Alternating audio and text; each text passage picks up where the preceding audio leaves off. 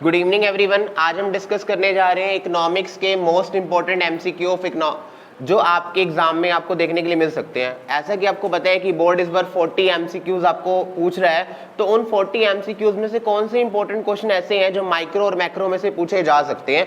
तो आपका इकोनॉमिक्स का मेजर दो पार्ट है, उसमें डिवाइड हुआ हुआ माइक्रो और मैक्रो। तो आज हम बेसिक क्वेश्चन डिस्कस करेंगे जो मोस्ट ऑफ सैंपल पेपर्स में भी आपको देखने को मिल जाएंगे। मैंने उन्हीं का ही सम अप करके इन क्वेश्चंस को ढूंढा है।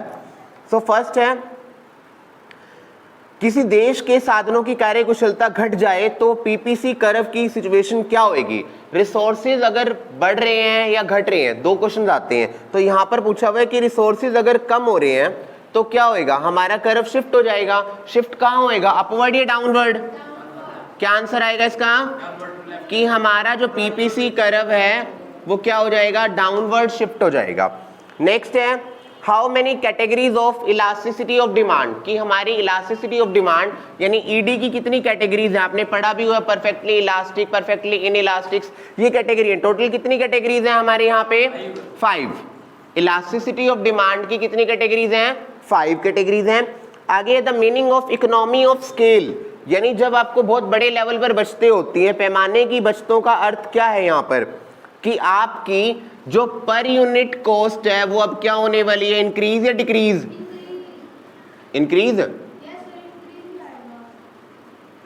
कैसे इंक्रीज आएगा, डिक्रीज आएगा। जब आप प्रोडक्शन बढ़ा रहे हो तो आपकी प्रोडक्शन कॉस्ट क्या हो जाएगी बेटे, 10 चीजों को बनाने में 100 रुपए लगते हैं और 20 को बनाने में 140 लगते हैं, तो आपका पर कॉस्ट कितना आ रहा है, पहले 10 आ रहा था, अब कितना आ रहा है, टोटल इंक्रीज होएगा बेटे। लेकिन जो पर यूनिट है, मैं बोल रहा हूं कि 10 चीजों को बनाने में पहले 100 रुपए खर्च होते थे और आज 20 को बनाने में कितने हो रहे हैं, 140। क्लियर? तो पर यूनिट कितना आ रहा है, पहले 10 आ रहा था और अब कितना आ रहा है, 7 आ रहा है। 7 कैसे आया बेटे एग्जाम्पल लिया ना कि कोई भी किसी भी प्रोडक्ट को ज्यादा क्वांटिटी में परचेज करोगे तो चीजें कम आएंगी आपके पास। नेक्स्ट है, एआर और एमआर कर्व कैसे होते हैं परफेक्ट कंपटीशन में। एआर और एमआर दोनों किसके पैरेलल होंगे बेटे, ओएक्स एक्सिस के। AR is equal to MR, यहां पर हमारा परफेक्ट कंपटीशन का ये कर्व रहेगा। आगे है, विश्व मंदी का अध्ययन होता है, वर्ल्ड रिसेशन, इसको कहां पढ़ते हो आप, माइक्रो में या मैक्रो में? मैक्रो में। आगे है, which of the following is not the study of macro economics, aggregate demand, market demand of Apple, supply of money और गवर्नमेंट बजट। कौन सा नहीं है, सेबों की बाजार मांग, यानी मार्केट डिमांड ऑफ एप्पल। तो मार्केट डिमांड किसके रिलेटेड है, माइक्रो इकोनॉमिक्स से क्या है, ये रिलेटेड है। आगे डेप्रिसिएशन एक्सपेंडिचर किसमें इंक्लूड होता है,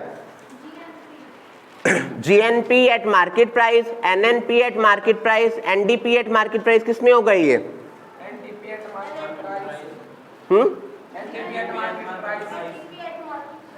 एनडीपी। एनडीपी का मतलब क्या हुआ, नेट नेशनल डोमेस्टिक प्रोडक्ट। और हमें क्या चाहिए,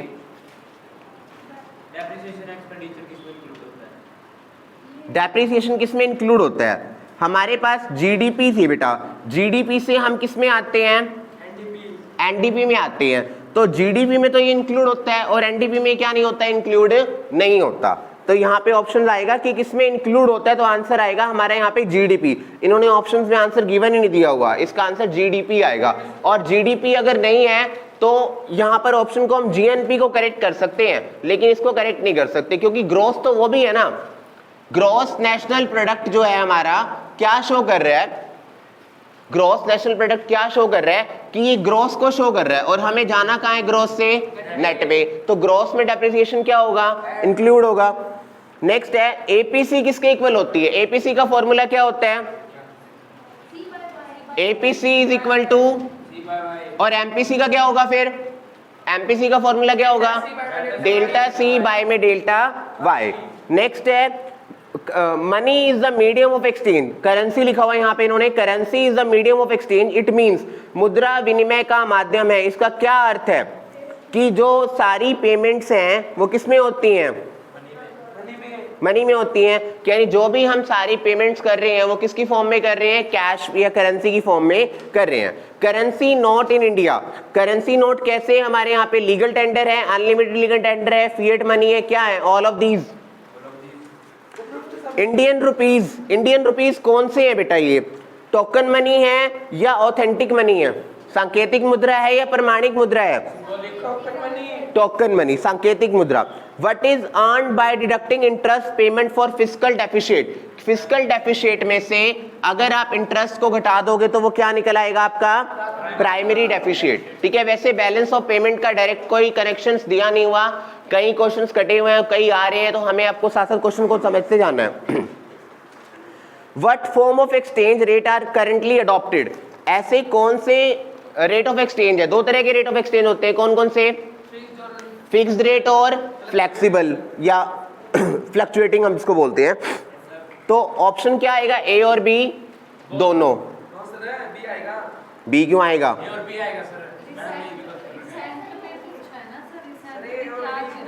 what form of exchange rate are currently adopted, कौन से हैं हमारे ये, फ्लेक्सिबल रेट एक्सचेंज। हाँ, आगे है व्हेन एमआर इज 0 तो टोटल रिवेन्यू क्या होगा, ये पूछ रहा है कि जब आपका एमआर 0 होता है, इस पे 2-3 क्वेश्चन आते हैं, एमआर 0 होगा तो टीआरबी क्या होगा, मैक्सिमम 0 है ना, और जब एमपी 0 होगा तो टीपीबी क्या होगा, 0 गधा, मैक्सिमम। जब एमआर 0 है तो टीआर क्या हो रहा है, मैक्सिमम, और जब एमपी 0 है तो टीपीबी क्या है, मैक्सिमम। आपसे क्वेश्चन रिवर्स भी पूछ सकता है कि जब टोटल रिवेन्यू मैक्सिमम है तो एमआर क्या होगा, 0, और जब टोटल प्रोडक्शन मैक्सिमम है तो एमपी क्या होगा, 0 होगा। नेक्स्ट है केंज के अकॉर्डिंग एडी और एएस इक्विलिब्रियम कब होंगे, क्या पूछ रहा है, एडी और एएस कब इक्विलिब्रियम होंगे। ये क्वेश्चन बहुत कंफ्यूजिंग सा है, इसमें मोस्ट ऑफ हमें आंसर लगता है कि जब फुल एम्प्लॉयमेंट होएगा, लेकिन ऐसा नहीं है। जब कई बार फुल एम्प्लॉयमेंट ना होने पर भी क्या होता है, एडी और एएस अचीव हो जाते हैं, तो यहाँ पे क्या आएगा, less than full employment. As और एडी और एस और आई में इक्विलिब्रियम कब आता है, क्या सिचुएशन दी हुई है, दोनों ही सिचुएशन किसको शो कर रही हैं, इक्विवेलेंस को शो कर रही है, तो both are right. If the interest paid by the government is added in the primary deficit, अभी हमने पढ़ा था अगर प्राइमरी में इसको ऐड कर देंगे तो वो किसके इक्वल बन जाएगा, राजस्व घाटा। पूर्णतः बेलोचदार पूर्ति वक्र की लोच कितनी होगी, 0। इसका मतलब क्या होता है, इनइलास्टिक का मतलब बताया था ना मैंने आपको कि जब आपको प्राइस से कोई मतलब नहीं है, चीजें सस्ती हो रही हैं तो भी आप उतनी खरीद रहे हो और महंगी हो रही हैं तो भी आप उतनी ही खरीद रहे हो। Which of the following are external economies, ऐसी कौन सी इकोनॉमीज है जो एक्सटर्नल है, इनमें से कोई नहीं। वैसे कोई एग्जांपल देना एक्सटर्नल इकोनॉमी का, इकोनॉमीज ऑफ इंफॉर्मेशन, सूचना संबंधी बचते, कौन सी, इंटरनल।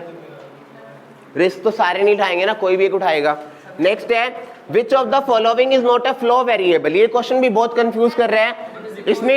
इसमें सैलरी भी बेटे फ्लो है और जो मंथली फीस है वो भी क्या है, फ्लो है, और वेल्थ भी क्या है, फ्लो है। वेल्थ क्या है,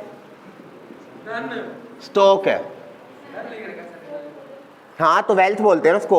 यहां पे बेटे कंफ्यूज कर रहा है। सैलरी जो होता है ना किसको शो कर रही है, एक पीरियड के बीच में, यानी 10 दिन की कितनी होती है, महीने की कितनी होती है, और ये वाली भी चीज किसको शो कर रही है। लेकिन वेल्थ हमारा यहाँ पे क्या शो कर रहा है, जो एक पर्टिकुलर डेट को मेजर होगा, तो यहाँ पे आंसर वेल्थ आएगा। इसमें आंसर्स में बहुत गड़बड़ दी हुई है ये, ठीक है। 2 सैंपल पेपर्स में चेक करें, एक में वेल्थ दे रहे हैं, एक में कॉइन दे रहा है, तो आंसर इसका वेल्थ है वैसे जस्टिफाई करके। आगे है which of the factor lead to decrease in supply, कि आपकी सप्लाई में यानी पूर्ति में कमी का ऐसा कौन सा कारण है। तो इसमें क्या कारण बनेंगे भाई, पूर्ति में उत्पादन कर में वृद्धि। उत्पादन का मतलब अब प्रोडक्शन की कॉस्ट हाई हो रही है तो बनाने वाला क्या बनाएगा, चीजें कम बनाएगा। MPS 0.5 है, सॉरी यहाँ पे ना स्टेटमेंट में गड़बड़ कर रहा है, यहाँ पे हिंदी में तो लिख रहा है MPS और उधर लिख रहा है ये MPC, तो एक से ही निकालेंगे हम। अगर MPC गिवन दिया हुआ है 0.5 तो फॉर्मूला क्या होता है मल्टीप्लायर निकालने का, K निकालने का फॉर्मूला 1/1 माइनस MPC, तो क्या आएगा इसका आंसर 2। आगे RBI की एस्टेब्लिशमेंट कब हुई थी? RBI कब बना था? 1935 में। पहले सेंट्रल बैंक ही नहीं था, सेंट्रल बैंक हमने किसी और को अडॉप्ट किया था, हम तो सेंट्रल बैंक इसको मान रहे हैं इंडिया का। आगे है इंडिफरेंस कर्व जो है ओरिजिन की वो कैसी होती है, कनकेव या कन्वेक्स? कन्वेक्स। कनकेव कौन सी होती है? PPC, और कन्वेक्स IC कर्व। किन वस्तुओं पर मांग का नियम लागू होता है? तो आंसर आएगा सामान्य वस्तुओं पर। सामान्य लाभ कब होते हैं, यानी नॉर्मल प्रॉफिट कब होएगा हमें? जब AR और AC क्या होंगे? बराबर। आगे बैलेंस ऑफ पेमेंट इंक्लूड कर रहा है, क्या इंक्लूड कर रहा है balance of payment? All of these, visible भी, इनविजिबल भी, कैपिटल आइटम्स भी, तीनों को इंक्लूड कर रहा है। Which of the following is a direct tax? Direct tax कौन सा है? Income tax. इन्फ्लेशनरी गैप और डिफ्लेशनरी गैप, दो क्वेश्चंस पढ़े थे आपने, तो इनमें से इन्फ्लेशनरी गैप कब होएगा? जब एक्सेस डिमांड हो जाएगी। इन्फ्लेशन मतलब होता है महंगाई, ये वर्ड याद रखना। महंगाई कब हो जाएगी बाजार में? जब लोग मांगने वाले क्या हो जाएंगे? ज्यादा। आगे परफेक्ट कंपटीशन में इक्विलिब्रियम की कंडीशन क्या है? जब MC और MR क्या हो जाएंगे? बराबर हो जाएंगे। आगे वही क्वेश्चन आ गया जब भी पूछा था मैंने आपसे, बाहरी बचतें कौन सी हैं? तो बाहरी बचतें कौन सी यहाँ पे? Economy of information. पूर्ति की लोच को मापने की विधियां कौन सी है? तो दोनों है, परसेंटेज मेथड भी है और ज्योमेट्रिक मेथड भी है। नेक्स्ट है what is the slope of demand curve of normal goods? Normal goods का डिमांड कर्व का स्लोप कैसा होएगा? नेगेटिव। क्वेश्चन भी आता है, आपसे पूछता है कि मांग वक्र का ढलान ऋणात्मक क्यों होता है? 5 नंबर का क्वेश्चन आता है कि स्लोप ऑफ डिमांड कर्व क्या होता है, नेगेटिव क्यों होता है। आगे है, इसके पॉइंट्स गिवन दिए हो ना। हाँ, एक व्यापारिक बैंक है जो अपने ग्राहकों को ओवरड्राफ्ट की सुविधा देता है, तो उस बैंक में एक खाता होता है, तो कौन सा खाता होगा हमारा भाई? चालू खाता। भाई चालू लोगों को ही क्या मिलता है? ओवरड्राफ्ट मिलता है, ठीक है, शरीफ लोगों को तो देता नहीं बैंक। आगे है सरकारी प्रतिभूतियां क्या है? गवर्नमेंट सिक्योरिटीज क्या होती है? गवर्नमेंट सिक्योरिटी किसको बोला हुआ है यहाँ पे? मनी को।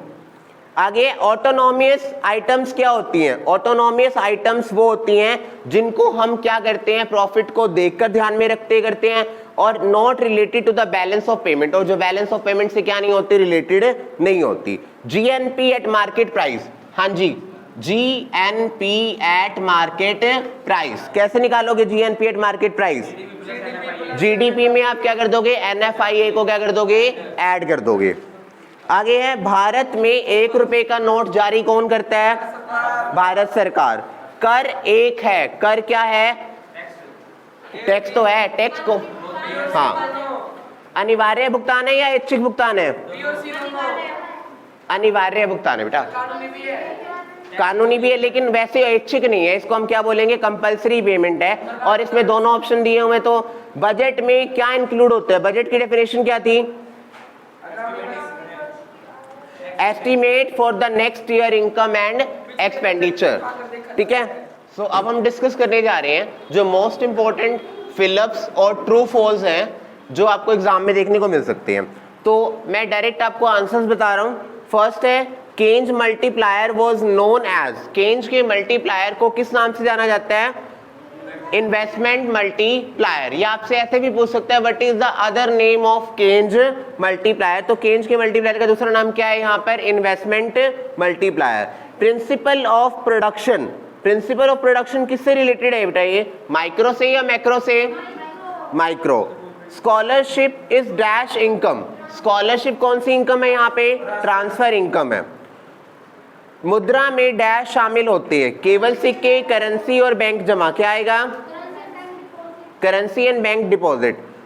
The main reason for the emergency of economic problem is the, dash of resources, limited resources की आर्थिक समस्या का मुख्य कारण क्या है कि हमारे यहाँ पे साधन क्या हैं, सीमित है। नेक्स्ट है समग्र मांग कीमत डैश व्यक्त करती है, क्या बताती है ये, पोटेंशियल रिसिप्ट या minimum receipt, potential receipt. Dash में स्थिर और परिवर्तित उत्पादन कारक होते हैं। Constant and variable production factors किस में मिलते हैं हमें, शॉर्ट रन में, क्योंकि लॉन्ग रन में तो दोनों ही क्या होते हैं, वेरिएबल होते हैं। जब कीमत बढ़ती है तो पूर्ति बढ़ती है, तो इसे क्या कहते हैं, पूर्ति का विस्तार या वृद्धि, विस्तार। इसको एक्सपेंशन और कॉन्ट्रैक्शन हम बोलते हैं। तो जो प्राइस की वजह से होती है। मुद्रा के प्रकार में शामिल है मेटल, करेंसी, गोल्ड, क्या आएगा, मेटल। दुर्लभता का अर्थ है स्कैरिसिटी, हम किसको बोलते हैं, जब डिमांड क्या हो जाती है, सप्लाई से ज्यादा हो जाती है, demand is greater than supply. GDP dash include, GDP में क्या इंक्लूड होती है, इंटरमीडिएट गुड्स या फाइनल, फाइनल।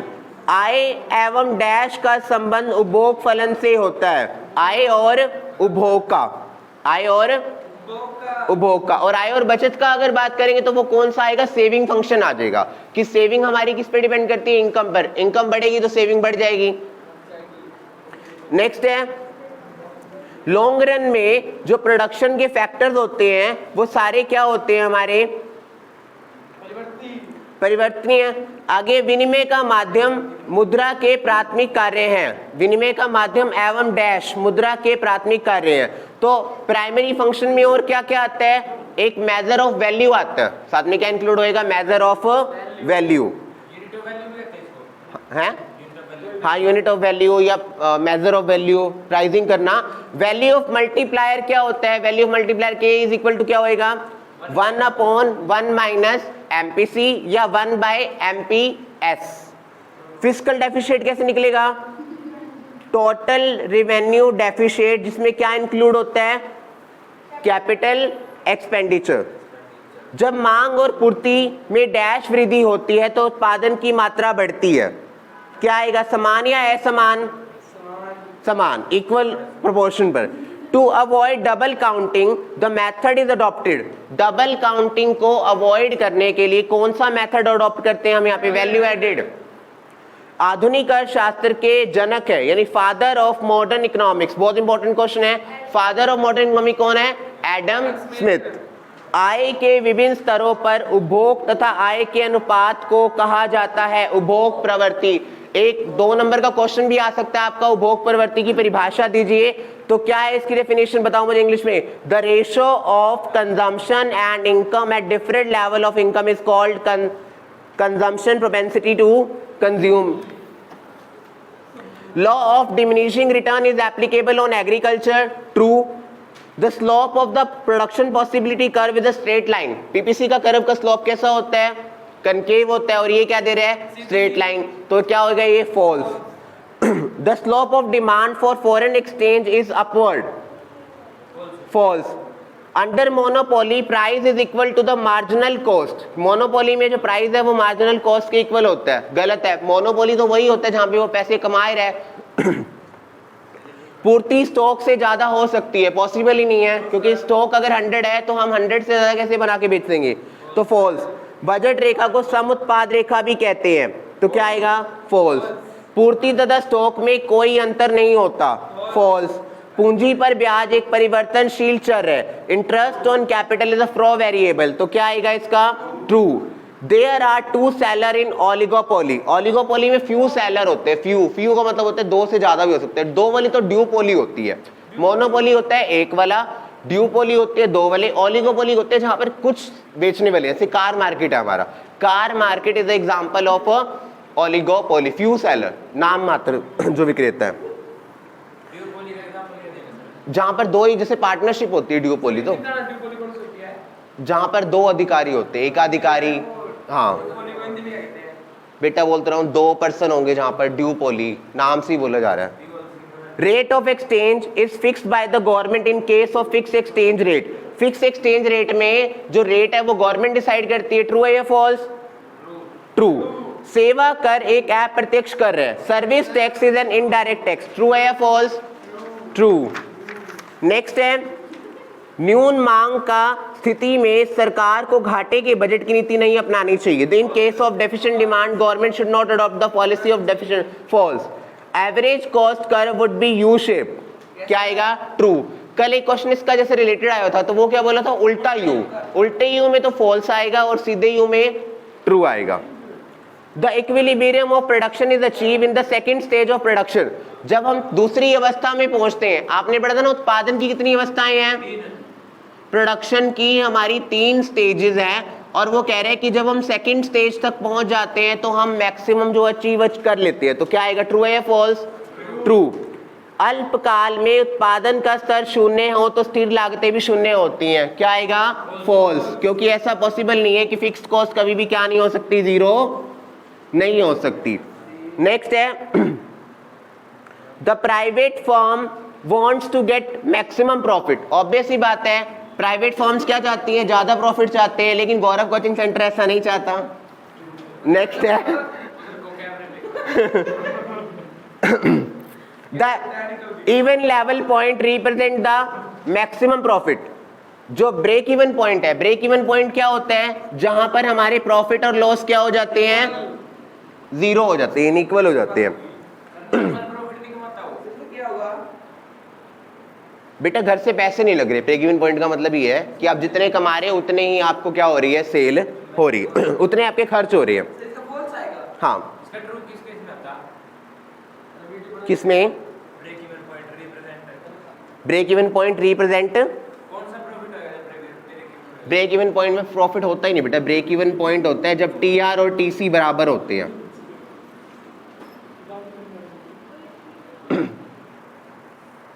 नेक्स्ट है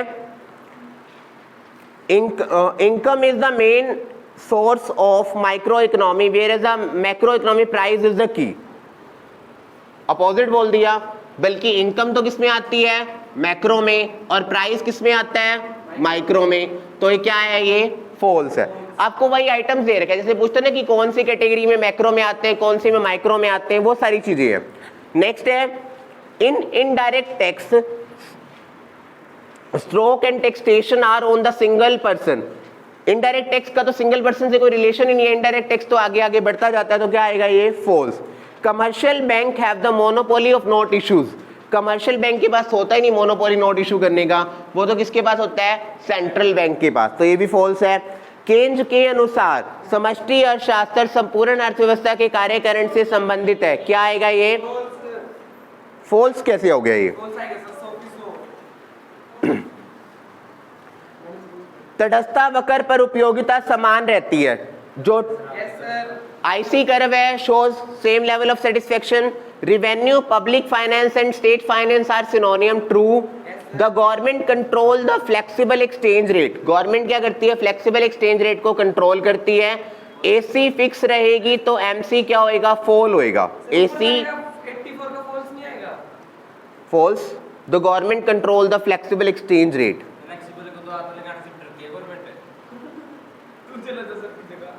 तो फॉल्स ही तो है। क्या कर रहे हैं? फिक्स को कर रही है। कोई बात नहीं, कोई भी था तो तेरा भाई। नेक्स्ट है एसी फिक्स्ड है, एमसी फॉल कर रही है। क्या आएगा? फॉल्स। क्योंकि मैंने आपको बताया एसी और एमसी दोनों ही क्या करती हैं? इकट्ठे गिरती हैं। ठीक है। वृद्धावस्था पेंशन राष्ट्रीय आय में शामिल होती है? नहीं होती। फॉल्स। नेशनल इनकम में हम पेंशन को क्या नहीं करते? इंक्लूड नहीं करते है बेटा। नेक्स्ट है हमारा व्यष्टि अर्थशास्त्र और समष्टि अर्थशास्त्र में कोई संबंध नहीं होता। ठीक है। क्या होता है? क्या होता है? स्पेलिंग का। हाँ, माइक्रो मैक्रो। बेटे अगर मैक्रो को स्टडी करना है तो माइक्रो की स्टडी आनी चाहिए। मैक्रो को स्टडी करना है तो किसकी स्टडी आनी चाहिए? माइक्रो की स्टडी आनी चाहिए। मुद्रा विनिमय के माध्यम के रूप में कार्य करती है। तो क्या आएगा इसका? ट्रू। निजी वित्त और सार्वजनिक वित्त में कोई अंतर नहीं होता। इसका क्या आएगा? फॉल्स। ग्रिफिन वस्तुएं मांग के नियम का अपवाद है। ग्रिफिन गुड्स पे बताया था ना मैंने, ये नहीं लगता। तो क्या आएगा? ट्रू। एक निश्चित अवधि में उत्पादित की गई वस्तुओं व सेवाओं की समान मात्रा कहलाती है। क्या बोलते हैं इसको? कुल उत्पाद, total production. Now moving to our next, dash का मान एवं मूल्य हस्तांतरण मुद्रा के गौण कार्य हैं। क्या आएगा इसका? स्थगित भुगतान, डेफर्ड पेमेंट। हाँ, सकल घरेलू उत्पाद में डैश घटाकर शुद्ध घरेलू उत्पाद आ सकता है। तो depreciation, the slope of marginal utility curve is, slope marginal utility curve का स्लोप कैसा हो सकता है? नेगेटिव। आगे है, पूर्ण प्रतियोगिता बाजार में सीमांत संप्राप्ति, औसत संप्राप्ति डैश होती है। AR/MR क्या होते हैं? बराबर होते हैं। किसी वस्तु की अतिरिक्त इकाई की उपयोगिता को हम क्या कहते हैं? सीमांत उपयोगिता। यानी एक्स्ट्रा जो शो कर रहा है, एक्स्ट्रा में यहाँ पे मार्जिनल आएगा, marginal utility, marginal cost, additional unit की जो भी बात होती है हमारी। प्रगतिशील कर का वास्तविक भार किस पर पड़ता है? प्रगतिशील का बताओ। The actual burden of progressive tax falls more on rich और पुअर? रिच। तटस्थता वक्र तकनीक का प्रतिपादन है, कौन है? हिक्स। ये क्वेश्चन भी इंपॉर्टेंट है, ये बार बार दिया नहीं हुआ बुक्स में। क्या आएगा इसका? हिक्स आएगा। कि तटस्थता वक्र तकनीक का प्रतिपादन किसने करा है? हिक्स ने करा है। डैश बाजार में फर्म कीमत स्वीकारक होती है, पूर्ण प्रतियोगिता में। नेक्स्ट है, एक खुली अर्थव्यवस्था में समग्र मांग के घटक निजी उपयोग व्यय और निजी निवेश पर करते हैं, तो क्या आएगा? शुद्ध निर्यात। तो यहाँ पर हमारे 100 क्वेश्चंस क्या होते हैं? कंप्लीट होते हैं। अब हम डिस्कस करने जा रहे हैं ऐसे क्वेश्चंस जो आपको 5 मार्क्स में देखने को मिल सकते हैं। परसों जो पेपर 12th का इकोनॉमिक्स का आपका होने वाला है, और most probably even I can claim 100% कि आपको इनमें से 7 क्वेश्चन कंफर्म मिल जाएंगे, जो आज मैं आपको 10 क्वेश्चन आपको बताने वाला हूँ। तो प्लीज इसको एंड तक देखिएगा और इन क्वेश्चंस को अच्छे से लर्न कर लीजिएगा। तो पहला क्वेश्चन है लॉ ऑफ वेरिएबल प्रोपोर्शन। इसमें आपको क्या लिखना है? 3 स्टेजेस ऑफ प्रोडक्शन, कि आपको उत्पादन की 3 अवस्थाएं कौन सी है उनके बारे में बताना है। उत्पादन की 3 अवस्थाओं का पूरा डायग्राम आपने बनाना है। क्लियर? नेक्स्ट है why demand curve slope downward, कि मांग वक्र का जो ढलान है वो ऋणात्मक क्यों होता है, उसके कारण बताने हैं आपने। नेक्स्ट है difference between substitute goods and complementary goods, कि सब्स्टिट्यूट गुड्स में और कॉम्प्लीमेंट्री गुड्स में क्या डिफरेंस होता है। ये क्वेश्चन भी छोटे में भी पूछा जा सकता है और लॉन्ग क्वेश्चन में भी आपको देखने को मिल सकता है। नेक्स्ट है difference between perfect competition and monopoly. Perfect competition को बोलते हैं पूर्ण प्रतियोगिता, और मोनोपोली है एकाधिकार। पूर्ण प्रतियोगिता और एकाधिकार में 10-10 अंतर आपने पढ़ने हैं। इन 10-10 अंतरों को क्यों कह रहा हूं पढ़ने के लिए? क्योंकि एक क्वेश्चन मान लो इसी के ऊपर पूरा बेस्ड आ जाता है कि परफेक्ट कंपटीशन क्या है और उसके फीचर्स बताइए। तो इसी में से आपके 2 क्वेश्चन बन सकते हैं। मोनोपोली का अलग क्वेश्चन बन सकता है, परफेक्ट कंपटीशन का अलग क्वेश्चन बन सकता है। नेक्स्ट है परसेंटेज मेथड और टोटल एक्सपेंडिचर मेथड है, जो आपके इलास्टिसिटी ऑफ डिमांड और सप्लाई को कैलकुलेट करने के हैं। Method of calculating national income, 3 method हैं आपके, वो तीनों मेथड आपको पढ़ने हैं। और तीनों मेथड के साथ साथ आपने उनकी प्रिकॉशंस भी पढ़नी है कि क्या क्या प्रिकॉशंस है। प्रिकॉशंस भी वेरी मच श्योर हूं कि मैं ये क्वेश्चन आ सकता है आपका प्रिकॉशंस के अंदर। नेक्स्ट है types of cost. Type of cost में आपने 2-2 नंबर के लिए वैसे सारी पढ़नी है कि कौन कौन सी कॉस्ट होती है, कौन कौन सी लागत होती है, स्पष्ट लागत, निहित लागत, ये सारी लागतों वाला चैप्टर है ना जो आपका, उसमें से आपने पढ़ना है। लेकिन सबसे इंपॉर्टेंट जो आपने पढ़ना है वो आपने पढ़ना है अपॉर्चुनिटी कॉस्ट को, जिसका क्वेश्चन 100% श्योर है कि आपको एक कोड में जरूर मिलेगा ये क्वेश्चन।